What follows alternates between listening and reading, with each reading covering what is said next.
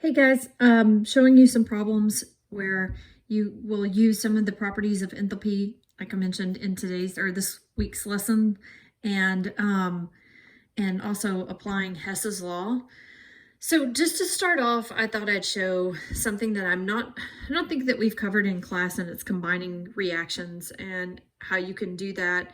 Um, since we haven't really covered it, it may not be necessarily intuitive to you. So this is just a basic overview of that before I get into some problems.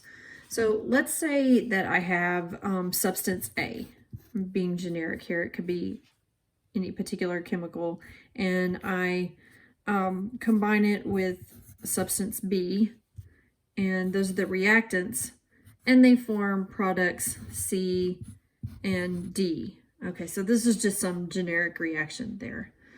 Now let's say that there's another reaction in which C, this substance, this C can get converted to E. So this is like some other reaction.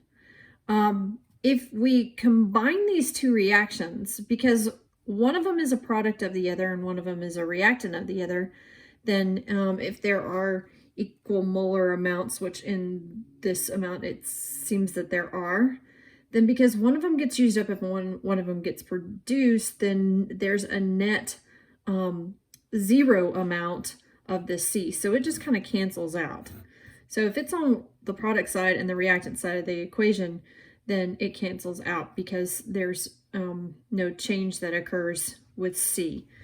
So the overall reaction here, if I were to combine this, would be that A and B combine to make D and E collectively. And it doesn't really matter which order we put it in. I'm just showing that these are the products.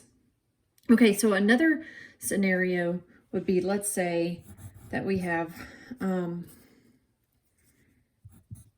and B, we'll say form C and D again. But let's say this time, and this is just something totally different than up here. I'm just trying to show another thing you can do with this. But let's say that C also can react with A to form, well, we'll call it E again. Okay, it's not necessarily the same thing up here. This is a different example. But let's just say that this C can react with that A again. Now when you combine this, once again, the C's cancel out in the same way. But notice that I have twice as much A on the reactant side. So the overall reaction here would be 2 moles of A reacts with B to give me D and E. Once again, it doesn't matter which order you put it in, but that's saying in this overall reaction, I have to have 2 moles of this A in order for this reaction to occur. So I'm just showing you how these can sort of add together and how they cancel out. If something's on the reactant side and the product side, it'll cancel out.